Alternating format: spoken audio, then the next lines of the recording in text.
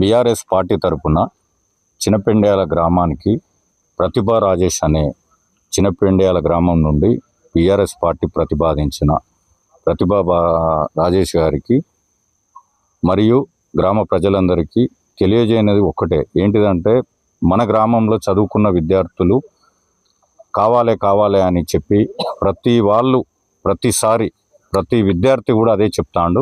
దానికి అనుగుణంగానే చదువుకున్న ప్రతిభను తీసుకొచ్చాము కనుక దయచేసి గ్రామ ప్రజలందరూ దీన్ని ఆలోచించి ప్రతిభను గెలిపిస్తారని నేను కోరుకుంటున్నాను.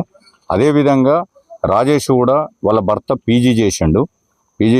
అతను కూడా జనంలో అందరికీ తెలుసు, తెలంగాణ ఉద్యమంలో కాకతీయ యూనివర్సిటీ నుండి ఉస్మానియా యూనివర్సిటీ నుండి ఉద్యమాలు చేసిండు. డాక్టర్ రాజయ్య గారు చదువుకున్న వాళ్ళకే టికెట్ ఇవ్వాలి, చదువురాని వాళ్ళకు టికెట్ ఇవ్వద్దు. గతంలో సర్పంచ్కి కానీ ఎంపీటీసీలకు కానీ ఏ ఇతర పార్టీల నుండి రాజకీయాలు చేసిన వాళ్ళకు కూడా ఇవ్వద్దు. కొత్త వాళ్ళను ప్రోత్సహించాలనే ఉద్దేశంగానే బీఆర్ఎస్ పార్టీ నుండి కొత్త వారిగా తీసుకువచ్చి ప్రతిభా రాజేష్ గారిని నియమించడం జరిగింది. కావున దీన్ని గ్రామ ప్రజలు అందరూ ప్రతి ఒక్కరూ ప్రతి కుటుంబంలో చదువుకున్న వాళ్ళు ఉన్నారు. మన విలేజ్లో 95% చదువుకున్న వాళ్ళు ఉన్నారు కనుక మీరు అందరూ ఆలోచించాలి. మనం ఎవరికి వేస్తే రేపు గ్రామ అభివృద్ధి అవుతుంది. ఒకటి, మనం ఎవరిని అడగగలుగుతాం, మనం నీళ్ళైనా నిధులైనా ఎవరిని అడగగలుగుతాం, ఇంకా లైటింగ్ అయినా ఎవరిని అడగగలుగుతాం, మనం ఎవరికి ఫోన్ చేస్తే వాళ్ళు వెంటనే ఆ సమస్యను పరిష్కరించగలుగుతారు. అదే మీరు అందరూ ఆలోచించాల్సిన విషయం. మీ అందరికీ తెలుసు, ఒక్కొక్కరి ఇళ్ళ నుండి మనం ఫోన్లు చేస్తే ఇంకేదైనా చేస్తే కూడా వారు ఎవరు సహకరించరు. దయచేసి టీఆర్ఎస్ పార్టీ కేసీఆర్ పెట్టిన పథకాలే ఈ రోజు వరకు నడుస్తున్నాయి. మీరు అందరు గమనించవలసిన విషయం ఏంటంటే రైతు బంధు ఆయన పెట్టిందే, కళ్యాణ లక్ష్మి ఆయన పెట్టిందే, షాదీ ముబారక్ ఆయన పెట్టిందే, చీరలు దసరా చీరలు ఆయన పెట్టిందే, అన్ని విధాలు చేసింది అతనే. ఇప్పుడున్న చిన్నపిల్లల కిట్టు తీసేసిండ్లు, చిన్నపిల్లలకు 13,000 12,000 ఇచ్చేటివి తీసేసిండ్లు, తులం బంగారం అన్నది ఇయ్యలేదు, 15,000 రైతు బంధు ఇస్తామని ఇస్తలేరు. ఇవన్నీ మీకు తెలుసు. అటు నుండి కాంగ్రెస్ నుండి ఎవరు నిలబడ్డా మీరు ఇటువంటివి ప్రశ్నించాలి. ఒక ఊరికి 100 ఇండ్లు 150 ఇండ్లు కావాల్సిన ఊర్లో 20 ఇండ్లు 10 ఇండ్లు ఇచ్చి మేము ఇండ్లు ఇచ్చినాం అని చెప్పుకొని తిరుగుతాను తప్ప ఆ ఇండ్లు ఇచ్చిండ్లు ఎంతవరకు ఇచ్చిండ్లు, ఎంతమందికి బిల్లులు వస్తున్నాయి, ఎంతమందికి బిల్లులు రాకుండా ఇబ్బంది పడతాను, అది మీరు ఆలోచించాలి. దయచేసి ఈ అమ్మాయిని గెలిపిస్తే మనం టీఆర్ఎస్ పార్టీని బలపరిచినట్టు అవుతుంది.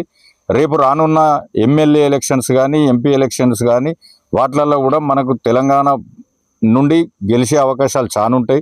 ఎందుకంటే మనం పునాదులనే మొక్కను మంచిగా నాటాలి. కనుక మీరు దయచేసి ఆ అమ్మాయికి ఓటు వేసి గెలిపిస్తారు, ప్రతిభా రాజేష్ను గెలిపిస్తారు అని ఆశిస్తూ చినపెండాల గ్రామానికి గ్రామ ప్రజలకు అందరికీ నా యొక్క ధన్యవాదాలు.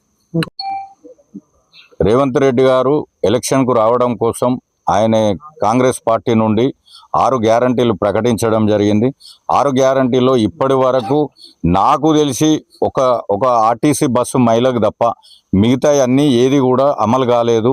ఇప్పటి వరకు 2,500 ఆడవాళ్ళకి ఇస్తా అన్నాడు, కోడలకు 2,500 వస్తాయి, ముసలులకు 4,000 వస్తాయని ఆశ చెప్పిండు. కోడలు ఆమె ఆశలో భాగంగానే ఓట్లు వేయడం జరిగింది. ఈ 6 గ్యారంటీల పథకం అనేది శూన్యమైపోయింది. అందుకని మనకు కేసీఆర్ గారిని రానున్న ఎలక్షన్లలో బలపరిచి ఆయనను ముఖ్యమంత్రి చేయాలనుకుంటే ఇప్పుడు స్థానిక సంస్థ ఎలక్షన్లలో ఎవరైతే టీఆర్ఎస్ అభ్యర్థులను ప్రకటించిలో ఆ అభ్యర్థులకు ఓటేసి గెలిపిస్తేనే రేపు మనకు ప్రభుత్వం అనేది వస్తుంది. TRS party KCR BRS party అనేది వస్తుంది. దయచేసి మీరు స్థానికంగానే బలంగా ఉండాలి, స్థానికంగానే టీఆర్ఎస్ పార్టీ వ్యక్తులను గెలిపించుకోవాలి. అందులో విద్యావంతులైన ప్రతిభకు మీరు ఓటు వేసి గెలిపిస్తారని హృదయపూర్వకంగా మీ అందరికీ చినపెండాల గ్రామ ప్రజలందరికీ ధన్యవాదాలు తెలుపుతున్నాం. బీఆర్ఎస్ బలపరిచిన అభ్యర్థిగా చుక్క ప్రతిభ, చుక్క రాజేష్, చినపెండాల అభ్యర్థిగా మేము పోటీకి ముందుకు వస్తున్నాము. ఈ గ్రామ సమస్యలను బట్టి మేము ముందుంటున్నాము.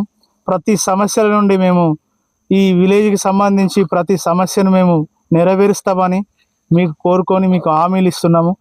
మేము విద్యావంతులం, యూనివర్సిటీలో చదువుకొని ఎన్ఎస్ఎస్లో ముందుండి అన్ని విషయాలలో యూనివర్సిటీల్లో ఉద్యమాలలో మేము ఉన్నాము. ఆనాటి రోజులలో ఫస్ట్ విలేకరు మా తాత దప్పు కొట్టి మమ్మల్ని అందరినీ గ్రామ ప్రజలకు ఒక మేలుకొలుపు చేసి గ్రామంలో ఎన్నో రకాలమైన దప్పు కొట్టి చేసేది. ఆ రకంగా మేము వస్తూ ఇప్పుడు వాళ్ళ మన్మరాలుగా మేము ముందుకు వస్తున్నాము. ప్రజాసేవ చేయడానికి చిన్నపెండాలను ఒక గ్రామంలో ఒక ఉన్నతమైన స్థానంలో నిలబెట్టడానికి మేము వస్తున్నాము. ఆదర్శ గ్రామంగా తీర్చిదిద్దడానికి మేము వస్తున్నాము. మాకు ఓట్లు వేసి గెలిపించగలరని మనవి చేసుకుంటున్నాం.